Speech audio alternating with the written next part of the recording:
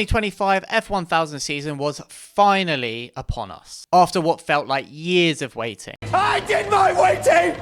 And it did not go to plan. So in this video, I'm going to tell you the story of the weekend. For 2025, we made some big changes to the car. I had a new engine, I had a new wiring loom, and I had a new ECU. If you're one of my 1700 dedicated subscribers, you'll know that I ran into quite a few technical issues with the car last year. If you're new to this channel, make sure to hit that like and subscribe button. Last year I was plagued with a variety of issues that made it much harder than it should have been fighting for those P10s. So with all this investment, you'd hope for a drama-free weekend, wouldn't you? Wrong. I had electrical issues, food poisoning, and I managed to crash the car. You know what though? Race 1 got off to a very good start. 4 positions gained in the first lap. Watch this.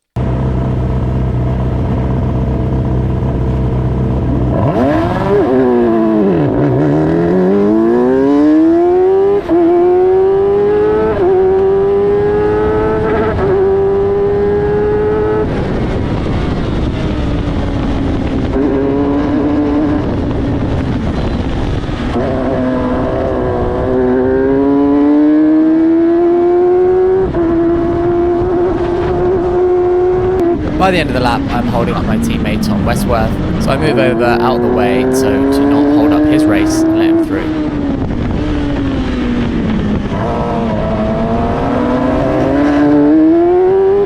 And getting a poor exit has compromised us, so Eric, on his first race weekend, is going down the outside of us here.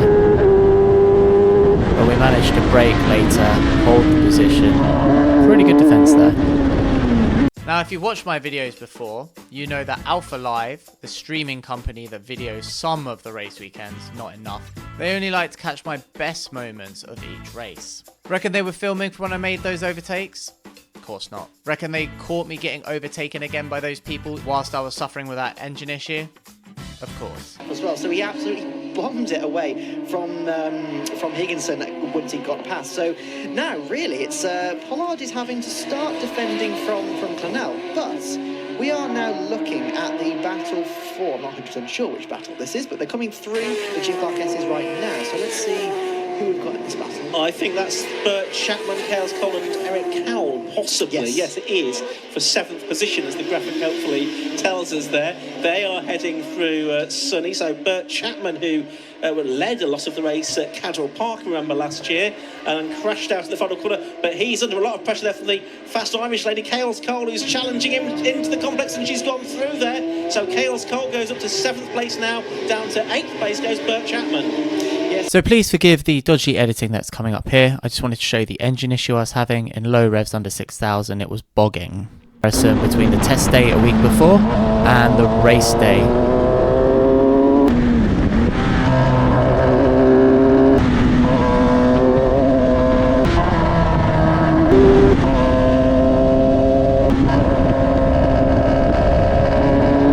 Turns out to be a broken wire on the secondary throttle position sensor, which meant with low revs I was getting a bogging. So race 1 I finished P8, 1 position ahead of starting in P9, thanks to a DNF. Not a bad result, but not where I really should be. So with the reverse grid, I'm actually starting P3 for the second race. The 2 guys in P1 and P2 were here on their first race weekend. P1 then decides to start from the pit lane instead of the starting grid for safety. So now I'm technically on the front row. Could be a good chance here to take the lead of the race for the first time ever.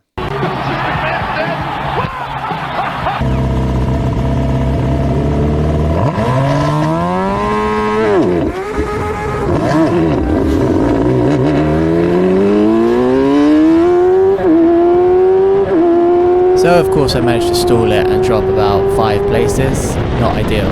So driving with quite a bit of anger here. Trying to launch up the inside of Tom, back marker, and first race weekend we managed to go up the inside of him and keep on the back of Tom.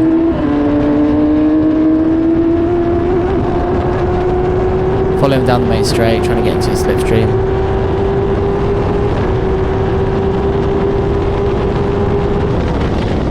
Not really going to do anything there, just showing him that I'm about. Slight bogging of the engine there, as you can hear, and a bit of oversteer. Going through the This is part of my favourite bit of the circuit.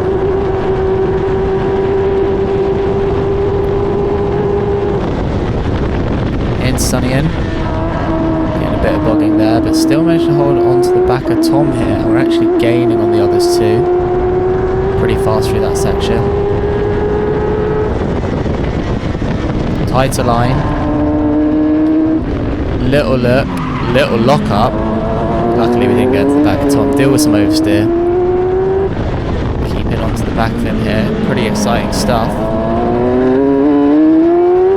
Pretty naff drive out the final corner as per usual.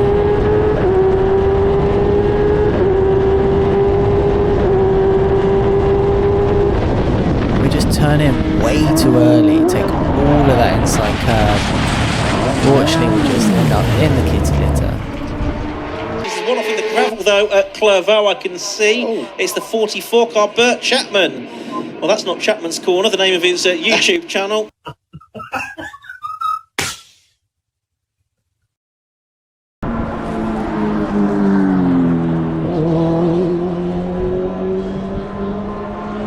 Not my finest hour. You bottled it.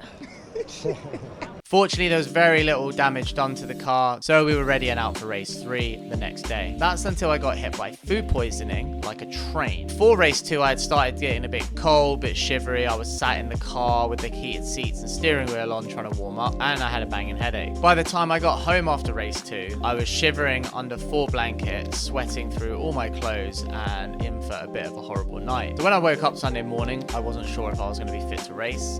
Fortunately, it wasn't until 1:30 in the afternoon, and I managed to rally enough after drinking a lot of water to get on track. I did feel fine by the time I got to it. Wouldn't have raced if I didn't feel up to it. The reaction times not being where they needed to be. I'll have you know I have the reflexes of a cat. It didn't matter in the end. Anyway, on the green flag lap, someone dumps a load of liquid on the track. So that meant we had a delayed start of 10 minutes, all sat there on the grid waiting to go. Cameraman comes onto the track to get some shots of the car. Like my teammate Tom Westworth, number 3 here, and his sponsor. Chatting to his mechanic. Do you think they got to me to be able to help me promote Chapman's Corner? 0.08 miles per hour average. Nah, of course not. Anyway, another green flag lap. The race starts. Unfortunately, this happens at the beginning. 9 minutes of racing. Red lights go on, they go out. And it's not a particularly good stop by Craig Pollard there from the second row of the grid. I think he's across. Oh, there's some contact at the back as well, I'm afraid. 2 wheels off. I think it's, yeah, the Kale's Coal car that has had an instant even before it's got to the start line there. Yes, it is the number 18 car. That's Kale's Cole, unfortunately going into the wall. Pretty bad accident, pretty big shunt. Luckily, she's okay. And that was quite an abrupt and bad end to the race weekend up at Croft. So I managed to get a P8, a DNF, and an aborted race. We're hoping that they're going to tag that race onto the end of a double header, maybe Brands Hatch, later on in the year. Next, June the 13th, we're going to Snetterton. Now, I'm excited about going to Snetterton because I've not actually raced there before. I did drive the F1000 for the first time at that track and only managed 20 minutes before, guess what? A car issue, the drivetrain snapped. So I am excited to drive it, although it is quite a technical and challenging track as it's got a massive variety of corners, but it's great for racing. So make sure you subscribe to my channel to follow this season along. I'm also thinking of running a competition soon where the winner will get to come along to one of my track days in the year and ride along in the M4. Might sound really rubbish to you, but if you're interested, do let me know in the comments. So until next time. These really are some of the quickest machines that you can find anywhere in Club Motorsport.